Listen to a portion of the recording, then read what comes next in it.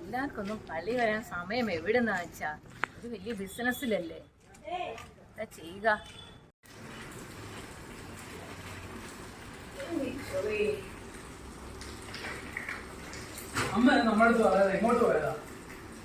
ഞാന് പള്ളിയിൽ പോയി. ഇന്ന് ഞായറാഴ്ചയല്ലേ, പള്ളി പോകേണ്ട ദിവസമല്ലേ, അങ്ങോട്ട് പോയി. അമ്മ എങ്ങനാ പള്ളിയിൽ പോയത്? ഓട്ടോയില് പോയി. ഓട്ടോയിലോ? പറഞ്ഞിരുന്ന ഒരു കാർ ഏർപ്പാടാക്കത്തില്ലേ?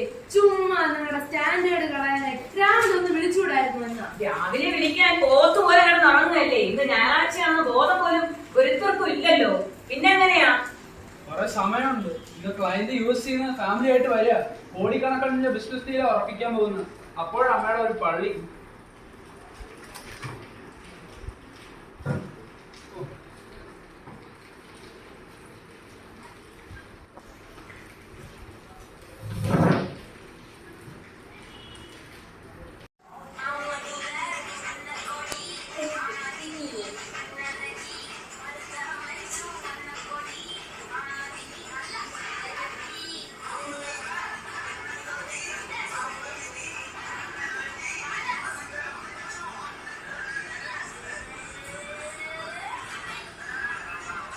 എന്താ കുഞ്ഞുങ്ങളെ, ഏതു നേരം ഇത് കുത്തിക്കൊണ്ടിരിക്കുകയാണ്? നിങ്ങക്ക് പഠിക്കാനൊന്നുമില്ലേ? അപ്പനും അമ്മയും പറഞ്ഞ അനുസരിക്കാത്ത മക്കള് പിന്നെ ഞാൻ പറഞ്ഞാൽ എന്താ കേൾക്കാനാ?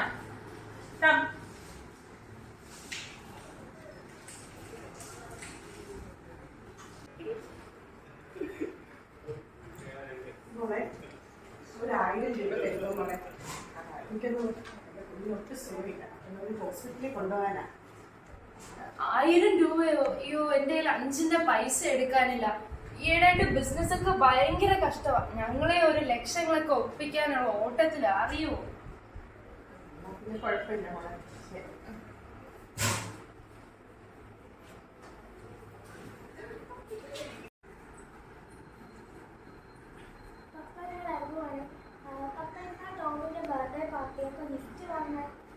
അതിനെന്താ, ഇപ്പൊ തന്നെ 5000 രൂപ അക്കൗണ്ടിൽ തരാം.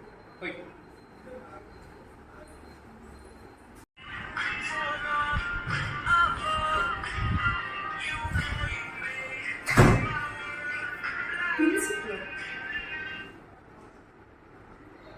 ഹലോ മാം, പറയുന്ന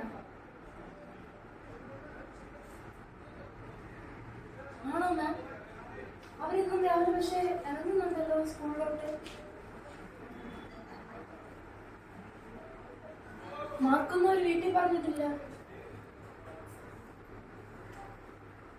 ആണോ മാം? എന്തെങ്കിലും ഒരു വഴി ആനുവൽ എക്സാം എഴുതാനായിട്ട്? മാം, അവരുടെ ഭാവി ഒരു വർഷമല്ലേ മാം പോകുന്നത്. Okay ma'am, okay.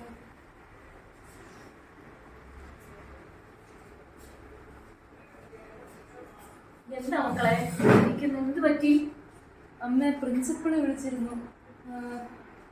പിള്ളേരൊന്നും ക്ലാസ്സിൽ കയറുന്നില്ല, മാർക്കും കുറവാ.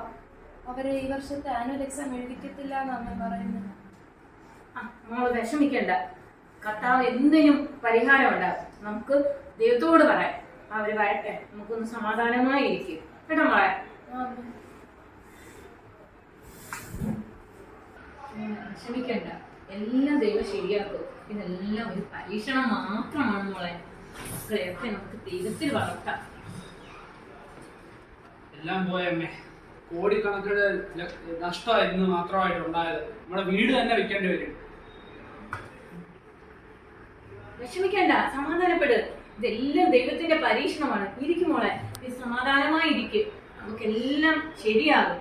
നമുക്ക് ദൈവത്തോട് കരഞ്ഞ് അപേക്ഷിക്കാം. ദൈവത്തോട് അപേക്ഷിക്കുന്ന ഒന്നും ദൈവം ഉപേക്ഷിക്കുകയില്ല.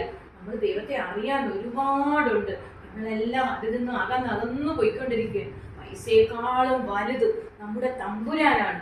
നമ്മുടെ ജീവിതത്തിൽ തമ്പുരാൻ 1ാം സ്ഥാനം കൊടുത്താൽ ബാക്കി എല്ലാം നമുക്ക് ദൈവം തരും. മക്കളെ, നിങ്ങൾ ഇനി വിഷമിക്കേണ്ട. നമുക്ക് ദൈവത്തോട് ചേരാൻ പറ്റിയ അവസരമാണ്.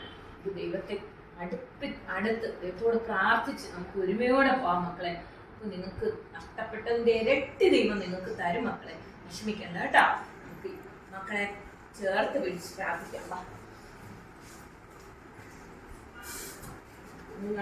നിങ്ങൾക്ക് നമ്മുടെ മക്കൾ എല്ലാവരും ദൈവത്തെ അറിയാനും ദൈവത്തോട് ചേരാനുമുള്ള അവസരം നമുക്ക് തന്നു. നമുക്ക് കർത്താവിനെ ഒരുമയോടെ പ്രാർത്ഥിക്കും, കർത്താവിനെ വിളിച്ചപേക്ഷിക്കാം. നമ്മുടെ എല്ലാ കഷ്ടങ്ങളും മാറി ദൈവ അനുഗ്രഹം തരും. കേട്ടോ മക്കളെ, വിഷമിക്കേണ്ട കേട്ടോ. ഈ ദേവാലയം അങ്ങിൽ അഭയം തേടുന്ന എല്ലാവർക്കും ആശ്വാസം നൽകുന്ന ഇടമാകണമേ. ഈ ദേവാലയത്തിൽ അങ്ങയുടെ